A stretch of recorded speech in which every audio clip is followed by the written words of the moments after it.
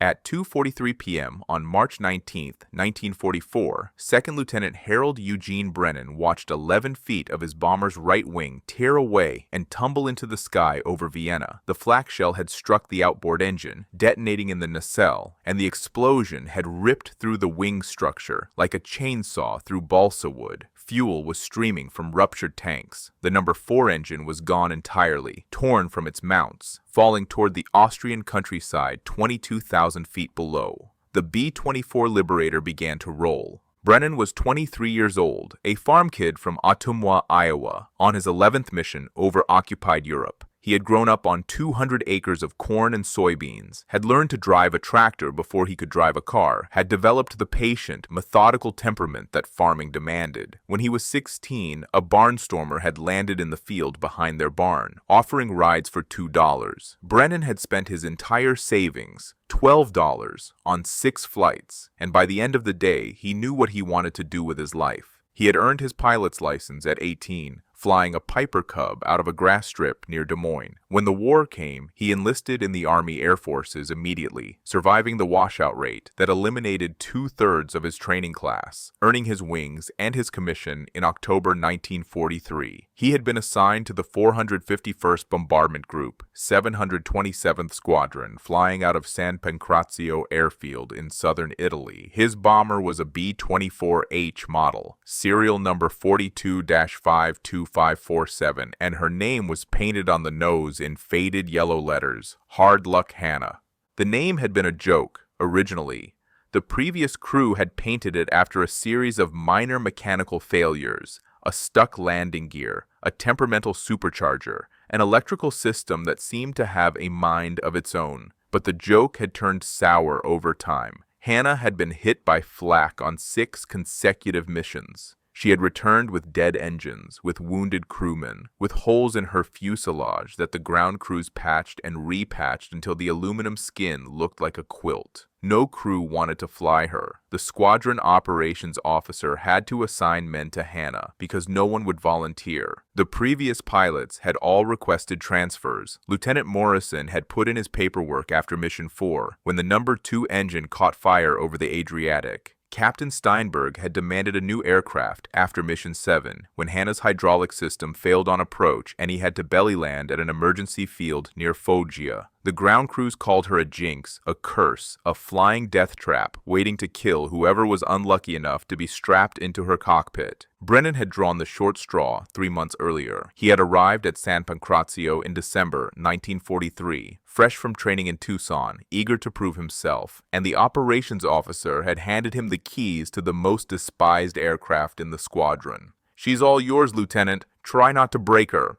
Brennan had not broken her. He had nursed her through 10 missions, had learned her quirks and her weaknesses, had developed the kind of bond that combat pilots sometimes formed with their aircraft. Hannah was difficult, temperamental, prone to problems that other B-24s never experienced, but she always brought them home, through flak and fighters and mechanical failures, through weather that grounded other bombers and targets that killed other crews. Hard luck.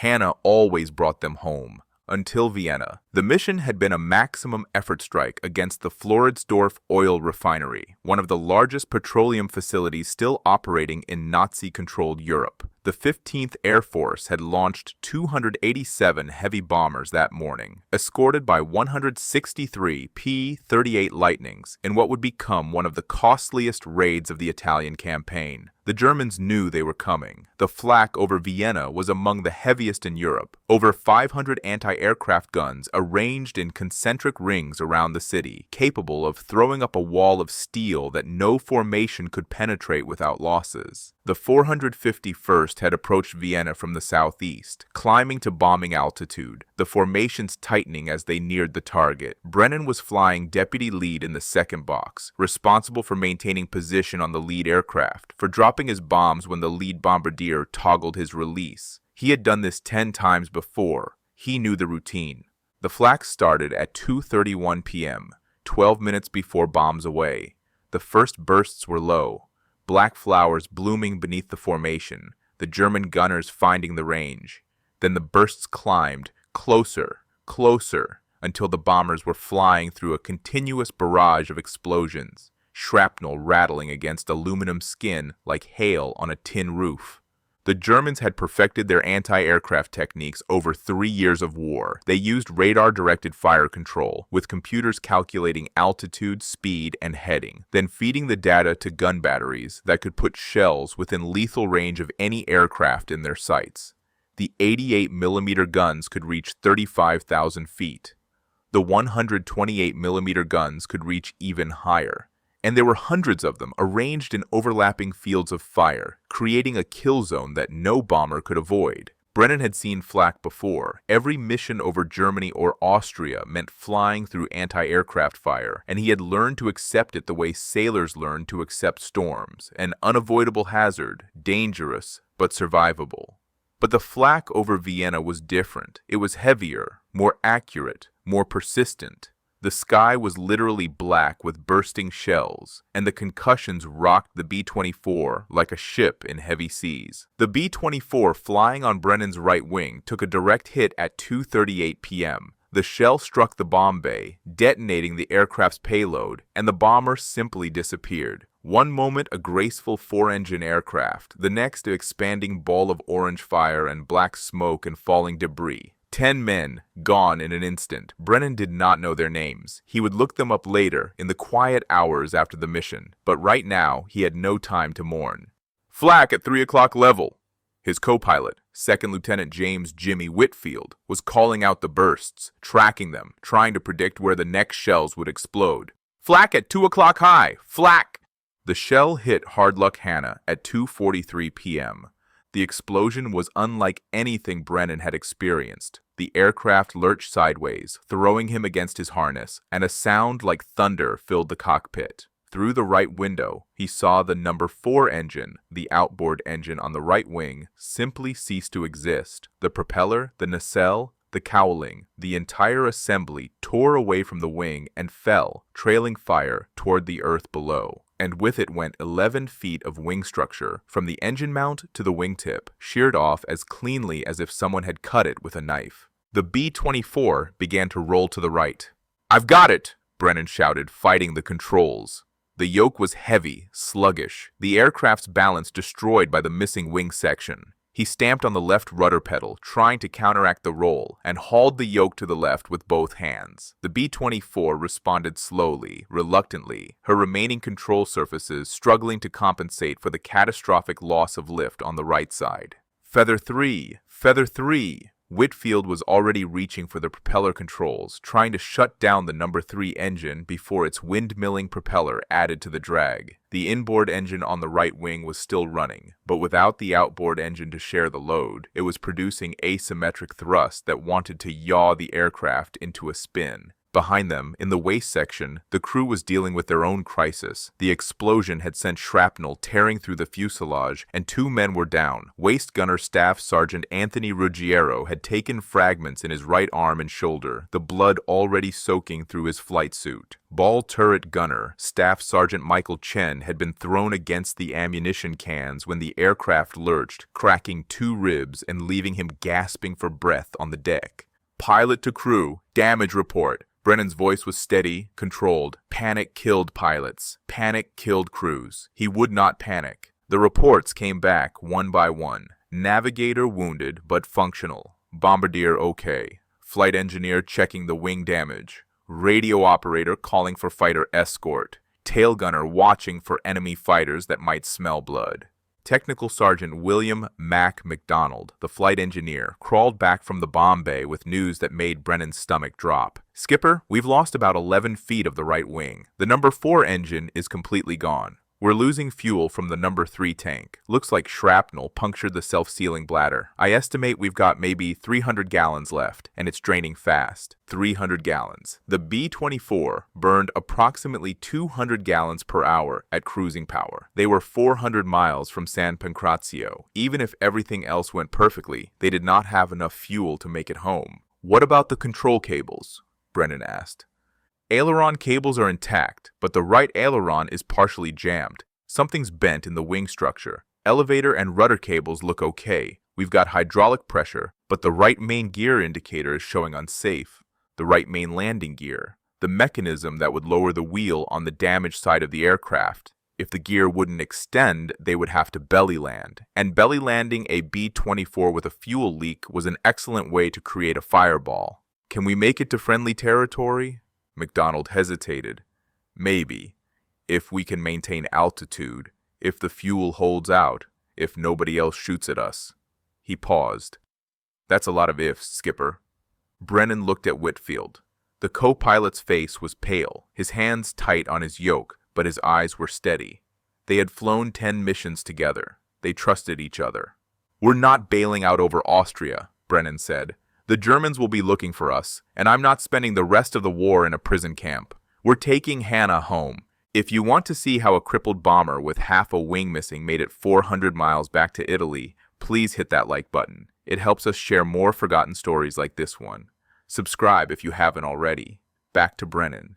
The immediate crisis was keeping the aircraft in the air. A B-24 Liberator was not designed to fly with 11 feet of wing missing. The engineers at Consolidated Aircraft had built redundancy into the structure, had designed the wing to withstand significant damage, but they had never anticipated this. The aircraft wanted to roll right, wanted to spiral down into the Austrian countryside, wanted to obey the laws of physics that said a bomber with asymmetric lift should not be able to fly. Brennan refused to let it. He trimmed the aircraft as best he could, using every adjustment available to compensate for the missing wing section. Left aileron trim, full deflection. Rudder trim, hard left. Elevator trim, nose up to maintain what little altitude they could hold. The yoke was still heavy in his hands, pulling constantly to the right, and he knew he would have to fight it for every minute of the flight home. The formation had continued without them. This was standard procedure. A crippled bomber could not keep up with the group, and slowing the formation to accommodate one damaged aircraft put everyone at risk. Brennan watched the other B-24s pull away, watched them recede into the distance, and felt the loneliness of a wounded animal separated from the herd. The first Messerschmitt appeared at 2:58 p.m. It was a Bf-109G, one of the Luftwaffe's interceptors, stationed around Vienna specifically to pick off damaged bombers like Hannah. The pilot was cautious, staying outside machine gun range, circling the crippled B-24 like a shark circling a wounded fish. He was assessing the damage, looking for weaknesses,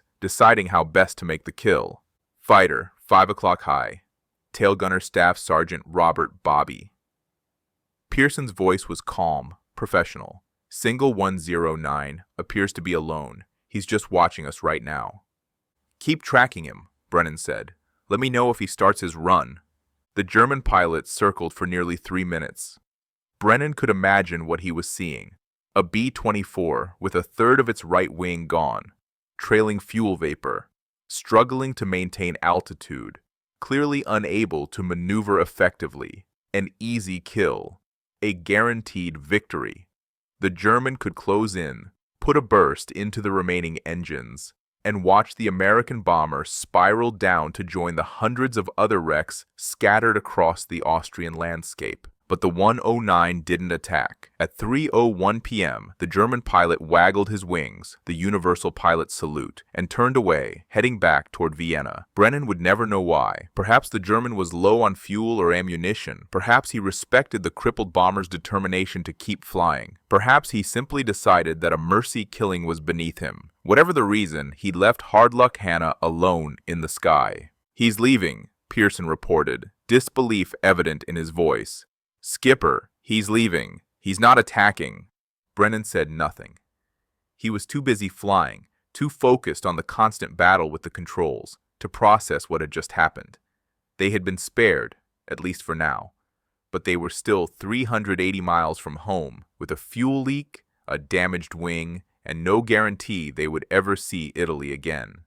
The flight south became a marathon of endurance. Brennan divided the journey into segments, each one a small victory, cross the Austrian Alps, reach the Yugoslav coast, make it to the Adriatic, find the Italian shore. He did not think about the entire 400 miles. He could not afford to. He thought only about the next 20 miles, the next 50 miles, the next ridge of mountains that might be the last thing Hard Luck Hannah ever saw. The Alps were the first obstacle. The peaks rose to over 10,000 feet in their path, and Hannah was struggling to maintain 18,000 feet. The math was simple and terrifying. They were losing altitude at roughly 200 feet per minute, which meant they had perhaps 90 minutes before they would be unable to clear the mountain passes. If they couldn't make it over the Alps, they would have to bail out over enemy territory, and 10 Americans parachuting into occupied Austria would almost certainly spend the rest of the war in Stalag Luft 3. "Mac, I need more power," Brennan called. "What can you give me?" MacDonald had been working continuously since the flak hit, rerouting fuel lines, adjusting the engine mixture, trying to squeeze every possible horsepower from the remaining 3 engines. "I can give you emergency power on number 1 and 2, but it'll burn through our fuel faster. We're already running on fumes." "How long at emergency power?" "Maybe 40 minutes before the left wing tanks run dry. After that, we're flying on the auxiliary tank only, about 100 gallons. Brennan did the calculation. 40 minutes at emergency power, then another 30 minutes at reduced power on the auxiliary. If they could clear the Alps in 40 minutes, they might have enough fuel to reach the Yugoslav coast. Might. It was not a certainty. It was barely even a hope, but it was all they had. "Do it." MacDonald pushed the throttles forward on engines 1 and 2. The big Pratt & Whitney radials roared, their exhaust flames brightening, their manifold pressures climbing into the red. The B-24 responded, her descent slowing, her altitude stabilizing at 17,500 feet. It was enough. Barely.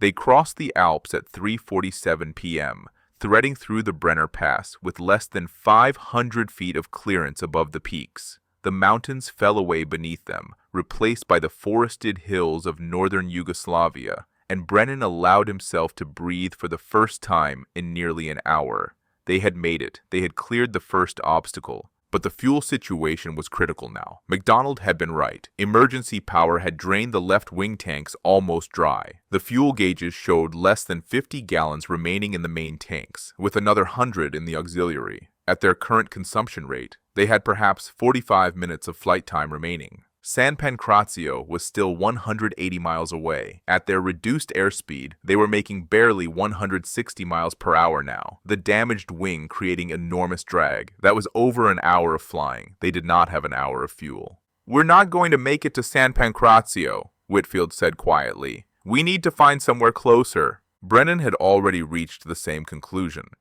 He turned to Lieutenant Paul Ferrara, the navigator, who had been working his charts despite a shrapnel wound in his left leg that was still seeping blood through the bandage. "Paul, what's between us and home? Any emergency fields?" Ferrara checked his charts. His hands were shaking, blood loss, shock, or simple fear, but his voice was steady. "There's a British emergency strip at Vis, on the Yugoslav coast, about 60 miles. If they've got it operational, we might be able to put down there." Vis, a tiny island in the Adriatic, occupied by Yugoslav partisans and used by the British as a forward staging area. The airstrip was short, rough, barely adequate for fighters. No one had ever landed a B-24 there. No one had ever tried. "What's the runway length?" "Maybe 3,500 feet, possibly less." A B-24 normally required at least 5,000 feet to land safely. With damaged flaps, a potential landing gear malfunction, and a fuel leak that might turn the aircraft into a fireball on touchdown, 3,500 feet was not just short, it was nearly impossible. "Can we make it to Vis on what we have?" MacDonald rechecked the fuel gauges. "Maybe, if we reduce power to minimum, if we descend to a lower altitude, if nothing else goes wrong, but we'll be landing on fumes." "Then we're going to Vis." Brennan turned the yoke gently, bringing Hannah's nose around to a new heading. "Radio, try to raise the British on the emergency frequency. Let them know we're coming." The next hour was the longest of Brennan's life. They descended gradually, trading altitude for fuel efficiency, dropping from 17,000 feet to 10,000 to 5,000. The Adriatic appeared beneath them, gray-green and cold, its surface stippled with white caps from the winter wind. Brennan had never been so happy to see water. Water meant they were close. Water meant they might actually survive this. The number 3 engine quit at 4:51 p.m. The engine didn't fail dramatically, didn't catch fire or explode.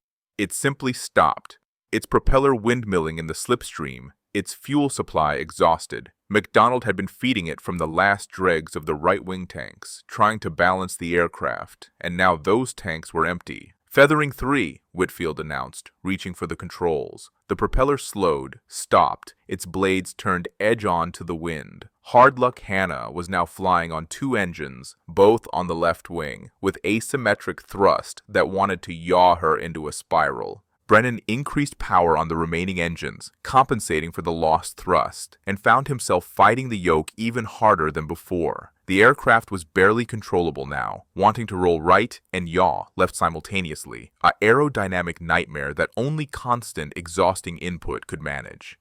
"This is 20 miles ahead," Ferrara reported. "I can see the island." Brennan looked through the windscreen and saw it. A dark shape rising from the gray Adriatic, topped by mountains, its coastline ringed with white surf. Somewhere on that island was a runway. Somewhere on that island was salvation, if they could make it. At 5:03 p.m., the British controller at Vis finally responded to their radio calls. "American aircraft calling Vis, this is Goldfinch Tower. State your emergency." Radio operator Technical Sergeant Frank Donahue keyed his microphone. "Goldfinch Tower, this is Army 4252547. We are a B-24 with battle damage. 2 engines, fuel critical, wounded aboard. Request emergency landing." A pause. Then, "Army aircraft, be advised our runway is 3,200 feet. Repeat, 3,200 feet. We have never had a B-24 land here. Do you understand?" "We understand, Goldfinch. We don't have a choice." Another pause. Brennan could imagine the British controller staring at his radio, trying to process the fact that a 4-engine bomber was about to attempt a landing on a fighter strip. Then the voice came back, clipped and professional. "Roger, Army aircraft. You are cleared for emergency approach to runway 27. Winds are 260 at 15 knots, gusting to 25. Emergency equipment is standing by. Good luck, good luck." Brennan almost laughed. They had been running on luck for the past 2 hours. He hoped they had enough left for one more miracle. The approach to Vis was unlike any landing Brennan had ever attempted. Normally, a B-24 would enter the pattern at 1,500 feet, fly a standard rectangular approach, lower gear and flaps on the downwind leg, and touch down at approximately 95 miles per hour. There was nothing normal about this approach. They had no fuel for a pattern. They had partial flaps at best. MacDonald had managed to get the left flap to extend, but the right flap was jammed, probably damaged by the same explosion that had taken the wing section. They had questionable landing gear, and they were coming in too fast, too heavy, with too little runway to stop. "Gear down," Brennan ordered. Whitfield pulled the landing gear lever. They heard the hydraulic pumps whine, felt the vibration as the main gear began to extend. The left gear indicator showed green. The nose gear indicator showed green. The right gear indicator showed nothing. "Right main is not indicating," Whitfield reported. "Could be the indicator, could be the gear." "Mac, can you see anything from back there?" MacDonald peered through one of the waist windows, trying to see the right landing gear assembly. "I can see the gear door is open, but I can't tell if the wheel is down and locked." "It might be, Skipper. It might not be." Brennan had to make a decision. If the right gear was down and locked, they could land normally, or as normally as possible, on 3,200 feet of runway with half a wing missing. If the right gear was not down, the aircraft would collapse onto the right wing on touchdown, probably ground looping, probably catching fire from the fuel that was still leaking from the damaged tanks. He could order the crew to bail out. They were low enough now, 1,500 feet, that parachutes would work. The men could jump, float down to the island, let Hannah crash into the sea. It was the safe choice, the smart choice. Brennan looked at the yoke in his hands, at the instrument panel with its dead gauges and cracked glass, at the name painted on the nose that he could not see but knew by heart. Hard Luck Hannah. The bomber nobody wanted, the aircraft that had brought them through 10 missions when other crews had died. "We're not abandoning her," Brennan said. "We're taking her in." The runway at Vis appeared ahead, a gray slash cut into the rocky hillside, absurdly short, impossibly narrow. British ground crews were visible at the edges, fire trucks and ambulances standing by, men pointing at the approaching bomber with expressions that Brennan could only imagine. Airspeed 140, Whitfield called. Too fast. Way too fast. They needed to be at 95 miles per hour for touchdown. They were 45 miles per hour too fast, and they had no way to slow down. The damaged flaps weren't providing enough drag. The remaining two engines, even at idle, were still producing thrust. Brennan made a decision that went against every instinct he had. He pulled the mixture controls on both engines to idle cutoff. The engines died. Both of them. The propellers windmilled, slowed, stopped. Hard Luck Hannah was now a glider, a 36,000-pound glider with minimal control authority, descending toward a runway that was 1,800 feet too short. Airspeed 125, 115, 105. The runway threshold passed beneath them. Brennan pulled back on the yoke, flaring the aircraft, trying to bleed off the last few miles per hour before the wheels touched. The B-24 floated, resistant to landing, her wings still generating lift even in their damaged state. Time seemed to slow. Brennan could see every detail: the texture of the concrete runway, the faces of the British ground crew, the ambulance with its red crosses parked at the edge of the field. He could feel the aircraft settling, feel the weight of 36,000 pounds pressing down on wings that were never designed to take this kind of abuse. He could hear his own heartbeat, loud in his ears, counting down the seconds until they touched. Then the wheels hit. The left main gear touched first, then the nose. Then, Brennan held his breath. The right main. The gear held. The wheel was down and locked. They were on the ground. But they were still doing 80 miles per hour, and the runway was disappearing beneath them. Brennan stood on the brakes. The B-24 shuddered, her tires screaming against the concrete, smoke billowing from the wheel assemblies. Whitfield was helping, both men pressing the brake pedals with everything they had. The aircraft slowed, 70 miles per hour, 60, 50. The end of the runway was coming. Beyond it was a hillside covered with scrub brush, rocks, and a vertical drop to the sea. Brennan could see it clearly now, could count the individual boulders, could see the place where Hard Luck Hannah would die if she couldn't stop in time. 40 miles per hour, 30, 20. The B-24 rolled off the end of the runway at approximately 15 miles per hour. Her nose gear dropped into a drainage ditch. Her tail rose into the air, and for one terrible moment, Brennan was certain they were going to flip over. Then the aircraft settled back, her tail slamming down, her structure groaning but holding, and she came to rest with her nose in the dirt and her tail on the concrete. Silence. Absolute silence. Then Whitfield said, very quietly, "We're down." The British ground crews reached them within seconds. They pried open the hatches, helped the wounded out first, then the rest of the crew.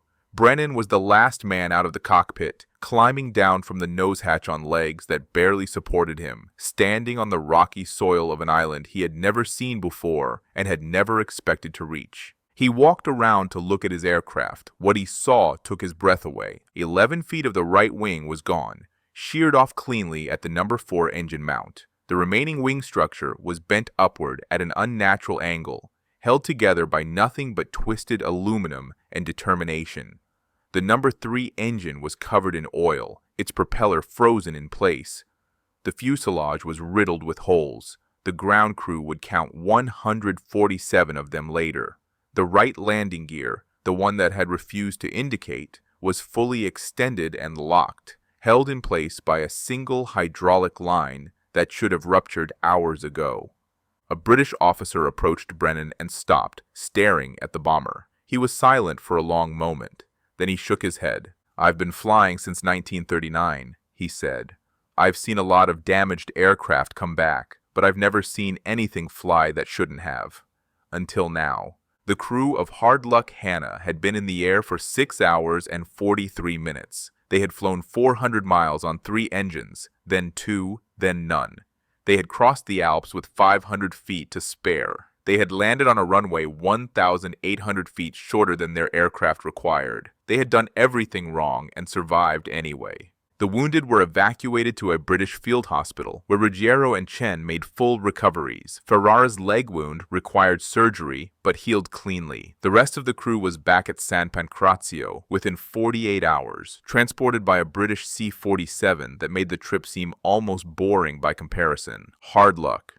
Hannah never flew again. The damage was too extensive, the repairs too costly for an aircraft that had already been written off as a maintenance nightmare. She was stripped of usable parts, and her hulk was pushed off the cliff at Vis into the Adriatic Sea, where she sank in 60 feet of water. The British didn't even record the location, but word of her final flight spread through the 15th Air Force. Pilots who had refused to fly her heard the story and felt ashamed. Ground crews who had cursed her mechanical problems spoke her name with something approaching reverence. Hard Luck Hannah, the bomber nobody wanted, had brought her crew home when any other aircraft would have killed them. Brennan flew 15 more missions after Vienna, completing his combat tour in June 1944. He was awarded the Distinguished Flying Cross for the Vis landing, with a citation that praised his extraordinary airmanship in the face of catastrophic battle damage. He accepted the medal without comment, knowing that the real credit belonged to a B-24 Liberator that had simply refused to let her crew die.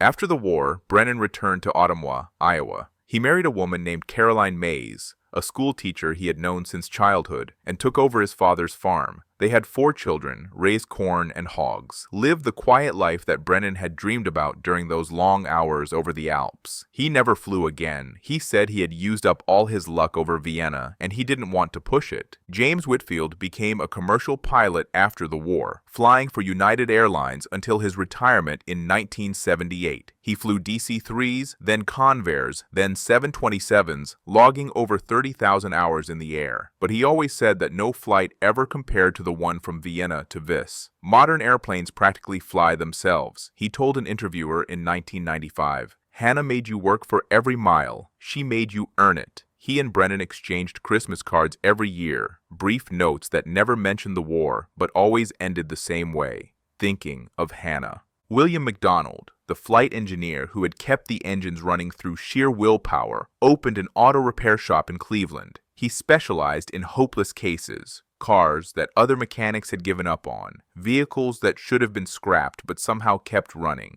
His customers never knew why he was so good at saving machines that should have been dead. His son, who took over the shop in 1985, found a photograph in his father's desk after Mac died in 1991, a picture of a B-24 with half a wing missing, sitting in the dirt at the end of a runway, surrounded by British ground crew. On the back, in Mac's handwriting, were the words, "She just needed someone to believe in her."